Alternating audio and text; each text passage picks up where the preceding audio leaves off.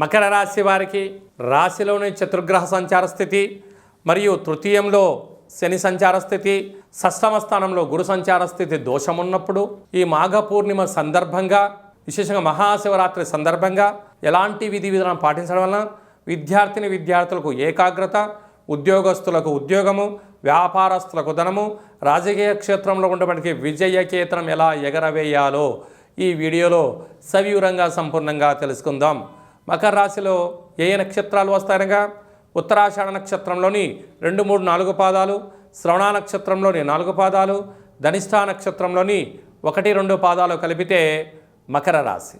రాశాధిపతి శని భగవానుడు. వీరికి రాశిలోనే ఆత్మకారకుడైన రవి, రుణరోగ శత్రుకారకుడైన కుజుడు, అలాగనే బుద్ధికారకుడైన బుధుడు, కళత్రకారకుడు శుక్రుడు రాశిలోనే సంచారం చేయడము, ఒకవైపు కుజదోష ప్రభావం ఉండడం వలన తన కోపమే తన శత్రువు అన్న పరిస్థితి ప్రకారంగా కోపము పనికిరాదు. యంత్రాలతో, ఆయుధాలతో వీలైనంత వరకు అవసరం ఉన్నప్పుడే వాడాలి, లేకపోతే పక్కవారి సహాయం తీసుకోగలగాలి. దూరావాయు జల ప్రయాణాలలో స్వల్పమైన ఇబ్బందులు ఉండే పరిస్థితి ఉంటుంది కనుక అప్పులు ఇవ్వద్దు, అప్పులు తెచ్చుకోవద్దు. ఉద్యోగ మార్పు, స్థల మార్పు ఉండే పరిస్థితి చాలా అధికంగా కనపడుతుందని చెప్పి గమనించగలగాలి. అలాగనే 2వ స్థానంలో రాహు, ధనాన్ని మీరు మంచినీళ్ళలాగా ఖర్చు పెడుతూ ఉంటారు. తృతీయంలో శని భగవానుడు, తల్లిదండ్రుల యొక్క సేవ, ఆధ్యాత్మిక సత్ప్రవర్తన చాలా అవసరం. 6వ స్థానంలో గురు సంచార స్థితి ఉండడం వల్ల ఎప్పుడూ ఏదో ఒక భయం, అంటే స్కిన్ ఎలర్జీ కానీ, జ్వరము కానీ, అనారోగ్యం కానీ, ఏదో జరగబోతుంది అనేది ఇన్సెక్యూర్గా భావిస్తూ ఉంటారు.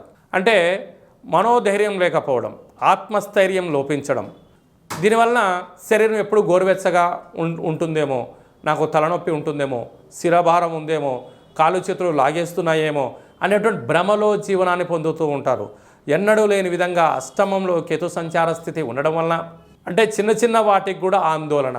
అయ్యో నేను ఈ పని చేయలేనేమో, వాళ్ళు ఏమని అనుకుంటారేమో, వీళ్ళు ఏమని అనుకుంటారేమో అనుకుంటుంటారు.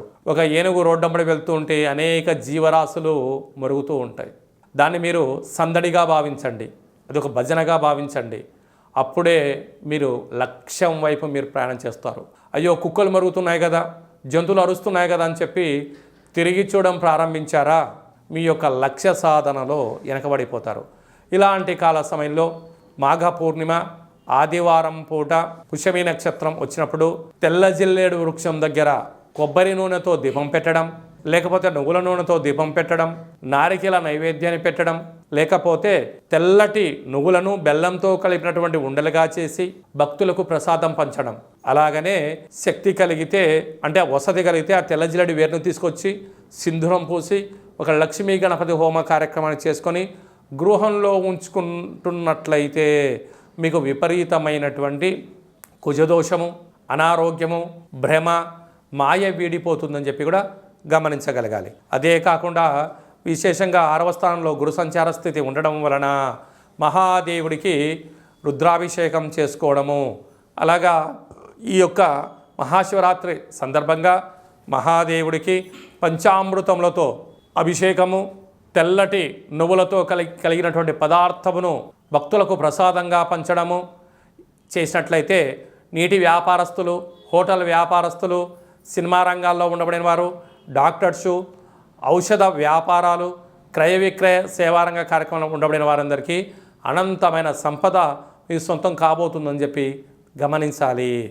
ఈ వీడియో మీకు నచ్చినట్లయితే లైక్ చేయండి, షేర్ చేయండి, మా ఛానల్ని సబ్స్క్రైబ్ చేసుకోండి. ఈ భక్తి సమాచారాన్ని భగవద్బంధువులకు, మిత్రులకు, స్నేహితులకు చేరవేసి హిందూ ధర్మాన్ని కాపాడండి.